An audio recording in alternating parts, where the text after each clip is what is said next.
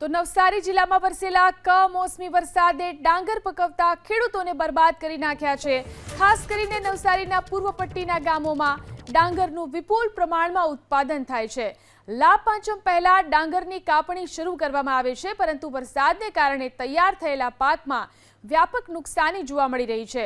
ડાંગરનો પાક ભીનો થઈ જતા ખેડૂતોને હવે પલળેલો માલ વેચાશે કે નહીં તેની ચિંતા સતાવી રહી છે। નવસારી જિલ્લામાં જ્યાં અને ગુજેરી નામના ડાંગરનું સૌથી વધુ પ્રમાણમાં ઉત્પાદન થાય છે, આ ડાંગરનો પાક પૌવા મિલમાં પૂરો પાડવામાં આવે છે। હાલ તો પાક બરબાદ થતા ખેડૂતો સરકાર તાત્કાલિક નુકસાનીનું વળતર ચૂકવે તેવી માંગ કરી રહ્યા છે। લગભગ 70 થી 80 100 રૂપિયા સુધીનો ભાવનો ઘટાડો જોવા મળવાનો। આજે લાભ પાંચમના દિવસે નવા વર્ષનું માર્કેટ ખુલવાનું, પરંતુ આ ડાંગર જે ભીંજાયું એના કારણે ખેડૂતોને મોંમાં આવેલો કોડિયો છીનવાઈ ગયો।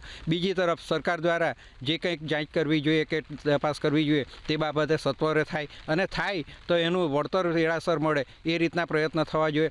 ખેડૂતો અત્યારે માથે હાથ દઈને બેઠેલા છે અને ચિંતામાં ડૂબી ગયા, કેમ કે આ મસ્ત મોટો ખર્ચો કર્યો અને સતત છેલ્લા એક દાયકાથી આ જે ચોમાસું નવેમ્બર સુધી સક્રિય રહે અને એના કારણે ખેડૂત ગમે એટલી મોડું વાવેતર કરે તો એ આ જ પરિસ્થિતિમાં સંક્રમણ થાય અને ખેડૂતને મોટી નુકસાની થાય।